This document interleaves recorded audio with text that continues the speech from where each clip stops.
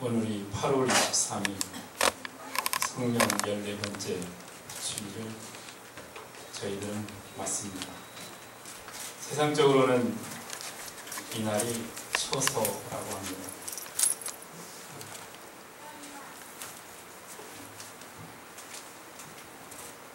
처서는 더위가 멈춘다는 뜻인데 오늘 서울 낮 최고 기온이 32도까지 올라간다는 소리를 듣고 아직까지 더위가 이성을 비는구나. 그렇지만 기도자의 말씀처럼 아침과 저녁으로 날씨가 무더운 여름 날씨하고는 다른 기온을 느끼게 됩니다.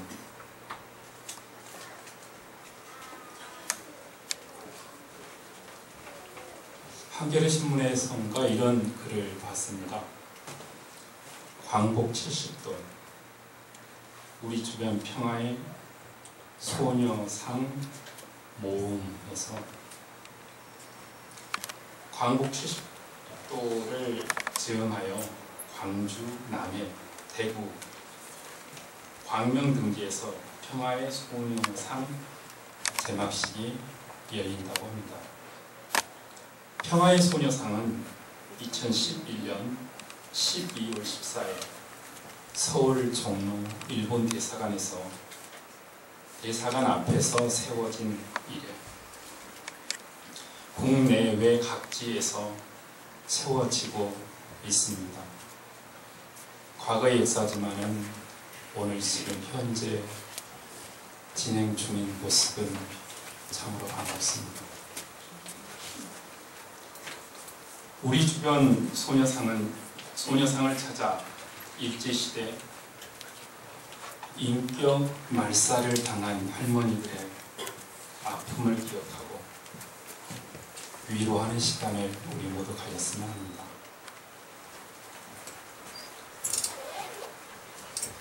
저는 이 글을 읽으면서 역사 속에 숨겨진 그러나 이제는 드러난 뽀얀 속살은 상처받기 쉽고 민감하다는 사실을 느끼게 되었습니다. 예수님을 그리스도로 받아들이는 우리 믿는 이들의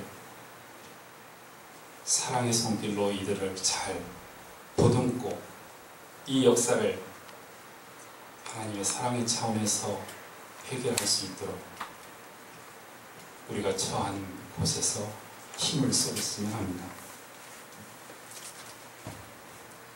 성령 강림주의를 맞아 이런 아프고 슬프고 고난의 장소에 성령께서 함께 하시기를 진심으로 기도하고 마음을 모두봅니다. 어떤 야당 정치인이 이런 말을 했습니다. 이제 우리는 저성장, 불평등, 한반도의 위기라는 세 가지 새로운 도전을 넘어서야 한다. 이를 위해 우리 사회의 주도 세력을 전면적으로 교체해야 한다. 그리고 덧붙여서 이런 말을 합니다. 현실에 대한 반성과 성찰이 필요하다. 이 정치인은 광복 70주년을 즈음해서 앞으로 30년 후 광복 100주년을 준비한 새로운 주도 세력이 나타나야 한다. 이렇게 강조하는 것을 보았습니다. 저는 이 글을 읽으면서 이념을 뛰어넘는 보수와 진보를 뛰어넘는 아군과 적군을 관통하는 하나님의 참된 사랑이 진실로 필요한 시대다 라는 것을 알게 되었습니다. 그 실천자로서 삭개오 작은 교회의 공동적인 성도들과 저는 이 시대에 하나님으로부터 부름을 받은 줄 믿습니다.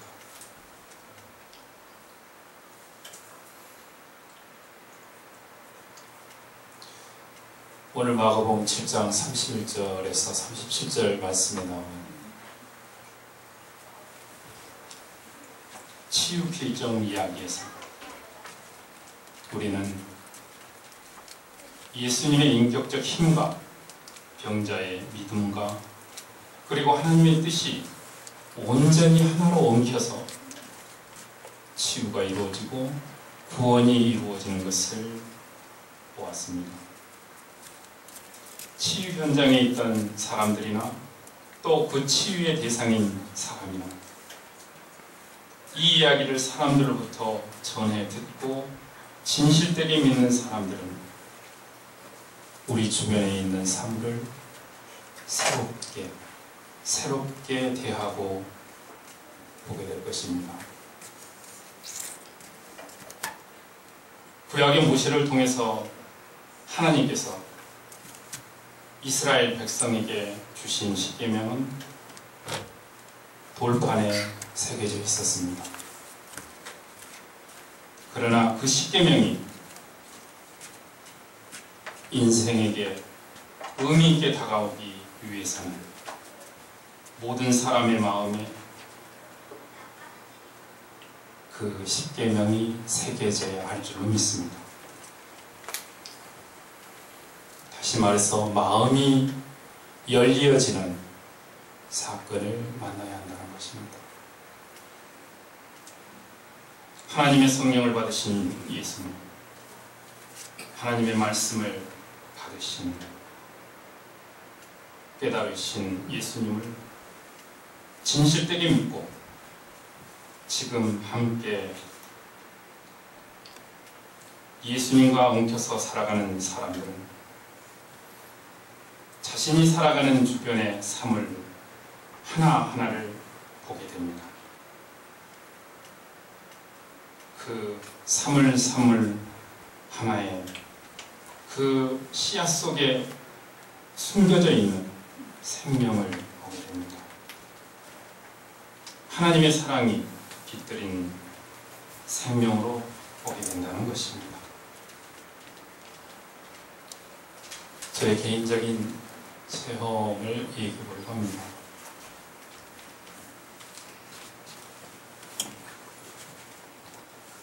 제가 아시는 분은 아시지만 닭을 키우지 않습니까? 한 4,000마리 함께 지내고 있는데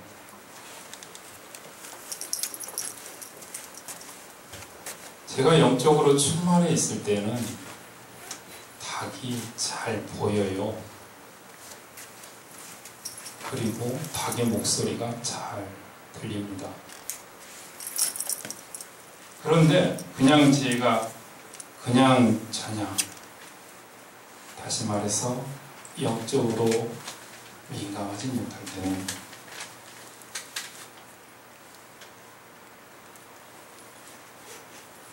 닭의 소리가 들리지 않습니다. 닭이 생명으로 보이지 않습니다. 그러나 영적으로 민감할 때는 꽃기요 하고 큰 소리치는 수탉이 보입니다. 암탉을 보호하고자 저를 두려워하면서도 저를 경계하면서 다가오는 수탉의 꽃기요 하는 소리와 모습이 제게 보입니다. 민감하지 않을 때는 저는 자식이 내가 살해도 줘야 돼. 이게 나한테 함부로 돼. 그리고 발로 뻥 차기도 하고 그렇습니다. 그러나 영적으로 민감할 때는 수탉의 마음이 이해가 갑니다.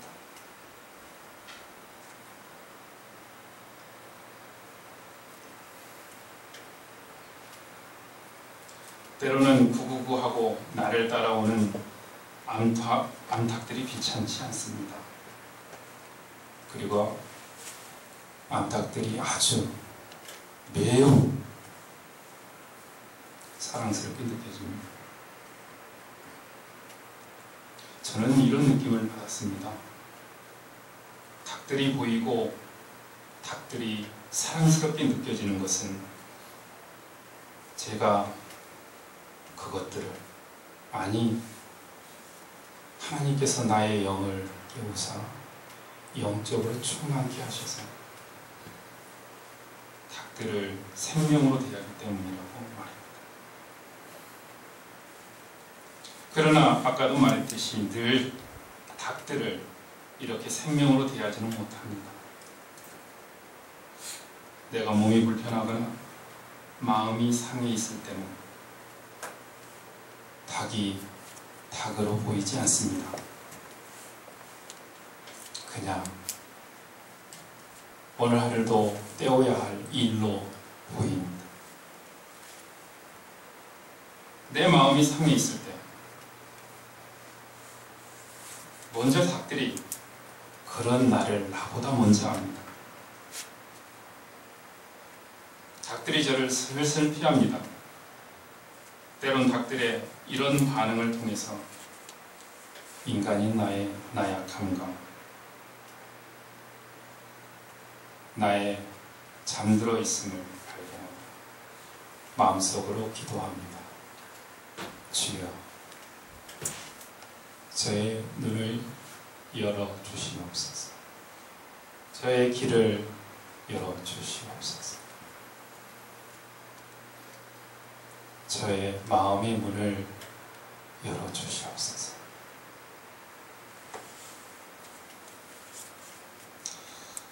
닭의 저와의 관계가 이럴진데 하물며 사람과의 관계는 어떻겠습니까? 만물의 영장인 사람과 사람과의 관계는 더 민감하지 않겠습니까? 오늘 이 지구촌에 70억의 사람들이 살고 있습니다.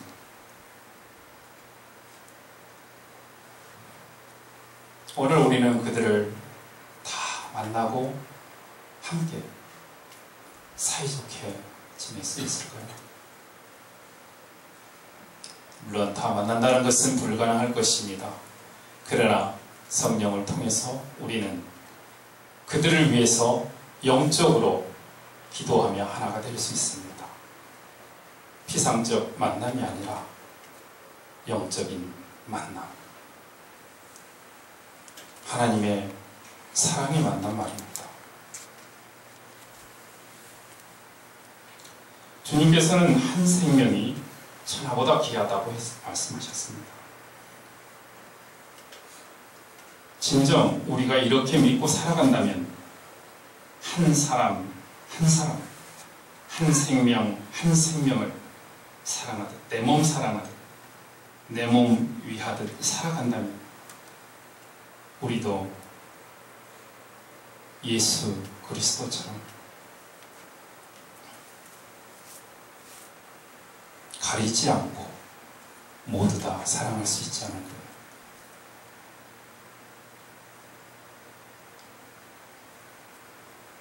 이것은 우리의 의지의 문제가 아니라 전적인 하나님의 은혜요, 하나님의 사랑이 우리에게 쳐들어옴으로 말미암아 우리의 마음이 열려라가 아니라 열려지게 되는 사건이 될 것입니다. 임마누엘, 하나님께서 우리와 함께 하시기에 가능하리라고 저는 믿습니다. 예수님을 만난 갈릴리의 호숫가의 기머거리와 말 더듬이와 그 주변 사람들이 마음의 변화, 온몸의 치유로 하나님의 영광을 드러내며 삶이 변화되듯이 예수님을 그리스도로 믿는 우리의 마음도 우리의 삶도 변화되기를 간절히 기원해 봅니다. 그러면 새로운 세상이 보일 것입니다. 주변은 예전 그대로인데 새로운 세상이 보일 것입니다. 신기한 일입니다. 하늘의 비밀의 일입니다. 그대로인데 새롭게 보인다는 것. 기도자의 말씀 따라 주변이 변화되는 것 이전에 성령의 인도하심으로 하나님의 은혜로 우리의 마음이 열려져서 우리의 삶이 변화된다면 변화된 내 눈 속에, 변화된 내 귀 속에 새로운 것들이 보이고 새로운 것들이 들리고 우리는 하나님의 영광을 드러내며 주님을 찬양할 것입니다. 아까도 말씀드렸다시피 저는 요즘 4천여 마리의 닭을 지내고 있습니다. 거의 10시간 내지 12시간 동안 닭과 지냅니다. 가족이나 사람과 지내는 것보다는 오히려 닭들과 지내는 시간이 많습니다. 곰곰이 생각해보면 닭들이 저의 가족, 식구나 마찬가지일 듯 싶어요. 닭장에 달걀을 줍다 보면 이상한 닭소리가 들립니다. 딴 생각을 하거나 형식적으로 일하다 보면 들리지 않는 이상한 닭소리입니다. 보이지 않는 산란장이나 닭장의 구석진 곳에 머리를 쳐박고 있는 닭을 저는 발견합니다.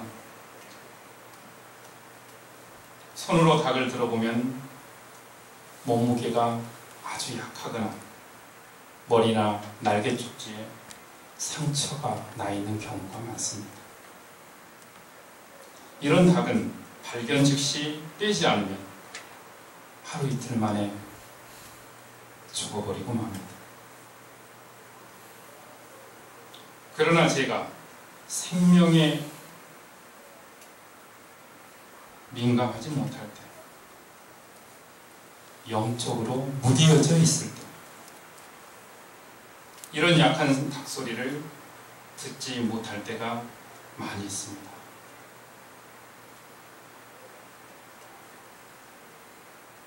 다음날 보면 그 닭은 분명 죽어 제 손에 있습니다.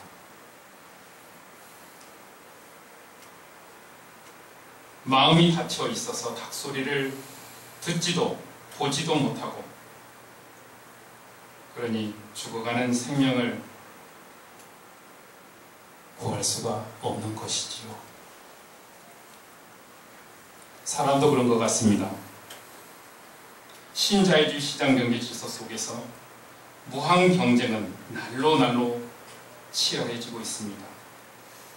이 질서 속에서 우리가 물질의 편안함을 누리고 있다고 칩시다.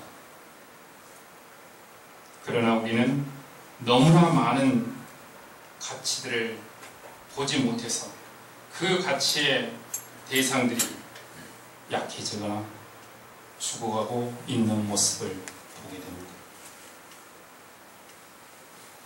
무한 경쟁에서 실패하거나 관심을 받지 못하는 사람들을 우리는 어떻게 보거나 만나고 있습니까?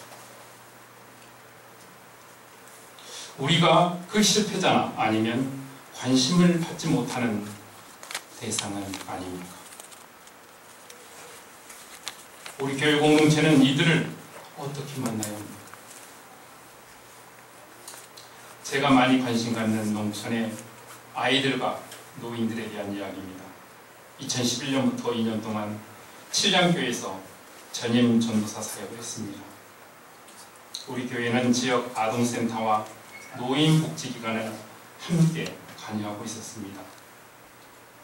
농촌에서 아이들과 노인에 대한 돌봄은 아주 중요한 일입니다. 지역 아동센터에 오는 아이들의 절반 이상이 이혼 가정이거나 조선 가정에서 살고 있습니다. 이들 중 한두 명은 아동 생태에 적응을 못해서 안 나오는 경우도 있습니다. 할아버지와 할머니와 함께 살던 아이가 그분들이 돌아가시면 다시 이혼한 엄마나 아빠에게로 가게 되는 경우도 보았습니다. 노인복지기관에 사는 노인들은 그나마 좀 낫습니다. 외딴 마을에서 혼자 사는 노인들이 많아 주위에서 관심을 갖지 않으면 큰 일을 당해도 모르는 경우가 많이 있습니다. 저는 하나님의 은혜로 시골 농촌에서 인턴 과정을 보냈습니다. 그것도 어린 시절 제가 다녔던 모교회에서 2년을 보냈습니다. 그리고 제 어머니께서 처음 믿음 생활을 했던 그 마을을 제가 구역으로 만다 말씀을 전하고 함께 모임을 2년 동안 가졌습니다. 은혜로운 시간이었습니다. 저는 시골 농촌에서 태어났고 그것이 좋습니다. 저는 시골 농촌이 잘 사는 사람들이 살았으면 좋겠습니다. 잘 산다는 것, 그것은 무엇일까요? 그것은 무한 경쟁에서 이긴 자로, 부자로 잘 먹고 잘 사는 것이 정말 잘 사는 것일까요? 이사야가 꿈을 꾸었듯이 저도 꿈을 꿉니다. 이웃집에 사는 아이가 밥은 제대로 먹는지, 학교 생활은 어떤지, 요즘 생각하는 것은 무엇인지, 어떤 것이 궁금하고 앞으로 어떤 일을 하고 싶은지 저는 듣고 싶고 알고 싶고 관심 갖고 싶습니다. 이웃집에 사는 할머니와 할아버지가 밤새 안녕하신지, 식사는 제대로 하시는지,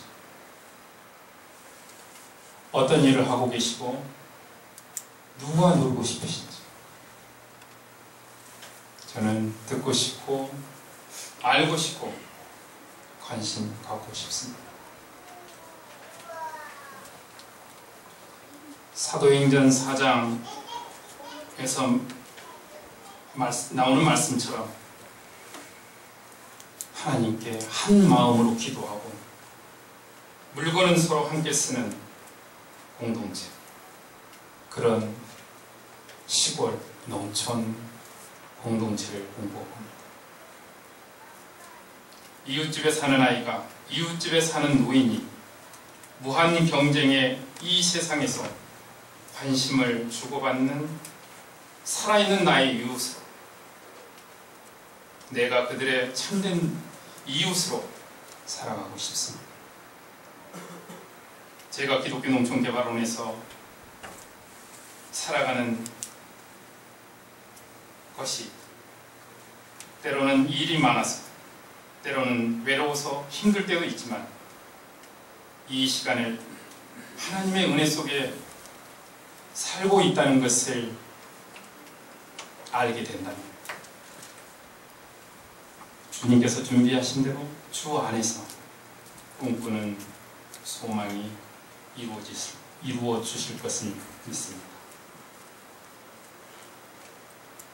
하나님의 긍휼하심이 임한 곳, 그리하여 결국 하나님의 영광이 드러나는 곳, 두로에서, 시돈에서, 데가볼리에서, 갈보리 호숫가에서, 다메섹 길 위에서 예수 그리스도를 만남을 통해서 몸과 영혼이 함께 살림을 받는 치유의 기적의 삶이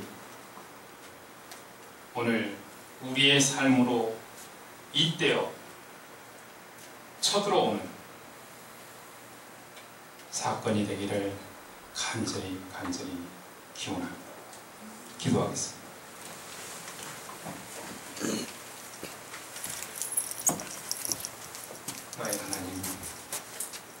나의 하나님, 우리의 하나님, 이 땅에 우리를 보내사 살게 하시니 감사합니다. 하나님, 이 땅에 예수님을 보내시고 그리스도로 믿음으로 새로운 세상, 새로운 생명을 만나게 하시니 감사합니다. 하나님께서 보내시고 살게 하신 이 생명들이 당신의 사랑 안에서 진실로 사랑하게 하소서. 성령님, 우리와 늘 함께 하소서. 예수 그리스도 이름으로 감사합니다.